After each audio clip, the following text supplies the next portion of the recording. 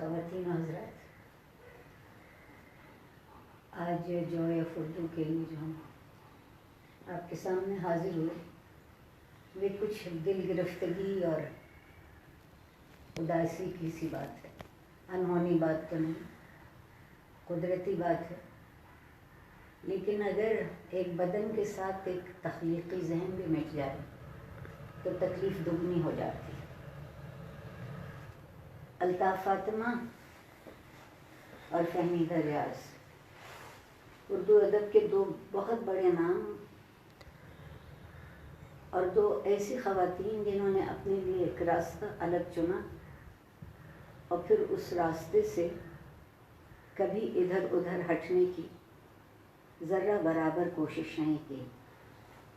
اس معاملے میں فہمیدہ ریاض کا معاملہ بہت دلچسپ اور بہت اچھا اور بہت ہمت والا ہے، مگر میں پہلے الطاف فاطمہ سے بات شروع کرتی ہوں۔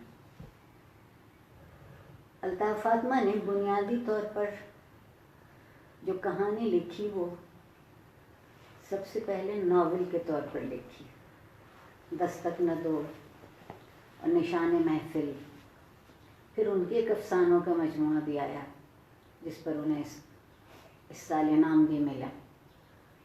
ذرا سا اطمینان یہ ہوتا ہے کہ وہ انعام ان کی زندگی میں ملا اور ان تک پہنچا، لیکن الطاف فاطمہ ایک کمال کی درویش صفت خاتون تھیں۔ آج آپ بہت سے پڑھے لکھے لوگوں سے پوچھیے تو وہ جانتے نہیں ہوں گے کہ الطاف فاطمہ کون ہیں اور انہوں نے کیا لکھا ہے۔ اس کی ایک بنیادی وجہ تو یہ ہے کہ ہمارے معاشرے میں شہرت پانے کے لیے شور مچانا بہت ضروری ہے۔ الطاف فاطمہ نے تو کبھی آواز اونچی نہیں کی اپنی بات کرتے میں، تو ادب کے معاملے میں شور مچانا تو ان کے بس کی بات تھی نہیں۔ انتہائی نفیس خاتون، انتہائی مہذب خاتون اور ایک بہت اچھی طرح تخلیقی طور پر ترشا ہوا ذہن۔ ان کی جو تخلیقی وراثت ہے وہ علامہ فضل خیر آبادی تک پہنچتی ہے، تو سوچئے کہ اس میں کس کس طرح کا رنگ سلیقے کا اور تہذیب کا آیا ہوگا۔ ایک اور بات بھی ہمارے عام طور پر سمجھ لی جاتی ہے کہ جب عورت کچھ لکھتی ہے تو وہ عورت کا ادب ہو جاتا ہے۔ مجھے اس بات سے تھوڑی تکلیف ہوتی ہے۔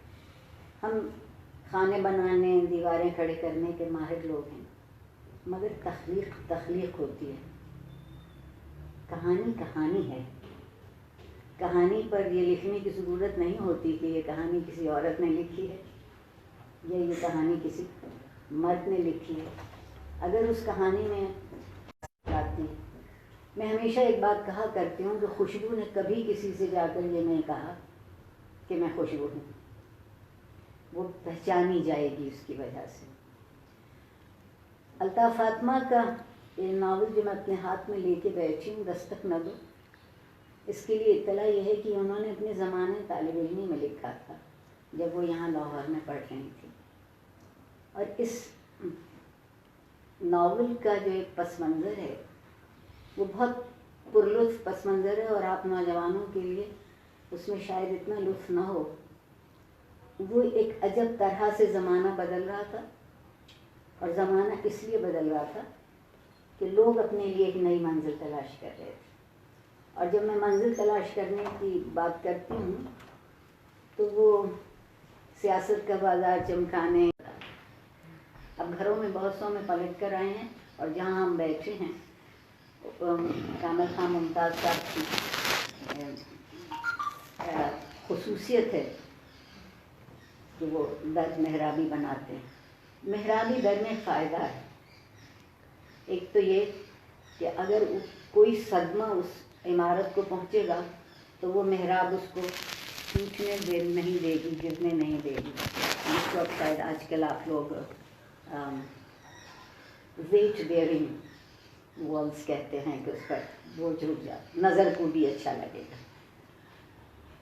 بارش آئے گی تو جو اس کا پورا چھینٹا ہے وہ سیدھا اندر نہیں آئے گا، کچھ ستون پہ کچھ محراب پر رکے گا اور پھر اندر آئے گا۔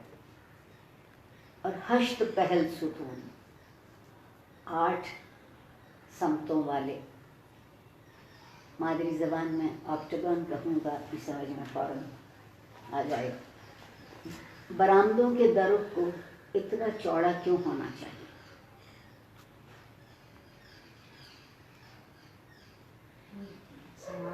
جہاں دیواریں نہیں ہیں، کوئی دوسری چیز اس کی کو حصار نہیں دے رہی ہے، تو خود وہ ستون چوڑے اور بھاری نہیں ہوں گے تو عمارت کمزور ہوگی. صحن بھی لوگ لکھتے ہیں اور انگنائی بھی لکھتے ہیں.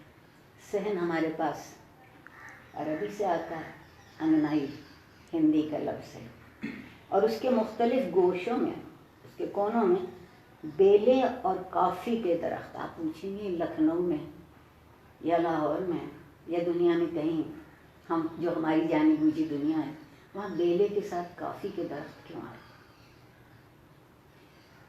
ہندوستان میں کافی ہوتی ہے، جنوب ہندوستان میں بہت پیدا ہوتی ہے. شمالی ہندوستان میں لوگ اس کے پودے اس لیے لا کے لگا دیتے، پھل تو اس طرح نہیں آئے گا کیونکہ وہ اپنی زمین سے بچھڑا ہوا پودا ہے، لیکن جو پھول کھلیں گے ان میں کمال کی خوشبو ہوتی، تو پھل تو نہیں لگتا.